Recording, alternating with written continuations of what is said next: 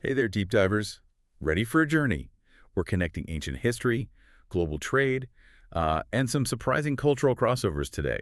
We're taking a deep dive into the huge global impact of spices from Kerala, India.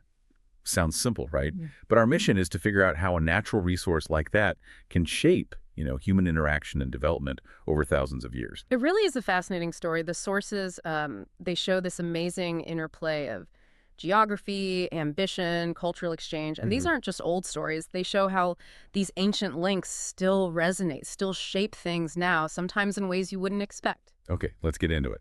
Kerala, on India's southwest coast, people call it the Spice Garden of India. Hmm. Famous for a black pepper, cardamom, cinnamon, cloves, nutmeg. The list goes on. But the mind-blowing part, this trade goes back to 3000 BCE. 3000. What does that ancient start mean for Kerala's history? Well, that's profoundly significant. It basically cemented Kerala as a global commodity hub, I mean, for thousands of years. Long before many other big trade routes even got going, this deep history with international trade, it really set the stage for its importance later on. So all these spices drew people in. Greeks, Romans, Arabs, Chinese traders, Hmm. later the Europeans. But was there like one main thing they were after? Did you hear about black gold? Absolutely. Black pepper, that was the big one, especially for Europe. Ah, yeah. It was so incredibly valuable, they literally called it black gold. And this wasn't just, about making food taste better. Right. It drove exploration, funded empires. It even pushed technology, better maps, newer ship designs, Yeah. all because people were desperate to get their hands on it. And that desperation, that quest for black gold, it led to a huge moment in history, didn't it? It certainly did. 1498. Vasco da Gama, the Portuguese explorer, lands in Kozhikode, Calicut, back then in Kerala, directly looking for these spices.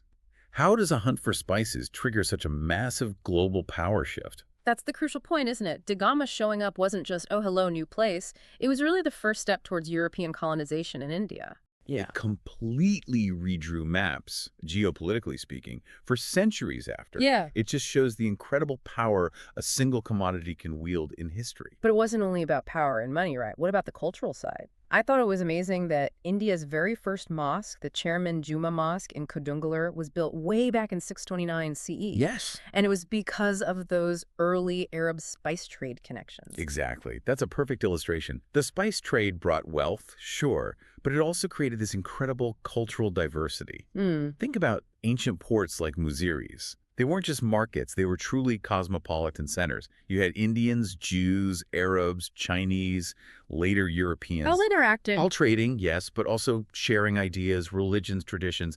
It created this vibrant sort of melting pot that lasted for ages. It really shows how trade can build connections far beyond just, buying and selling.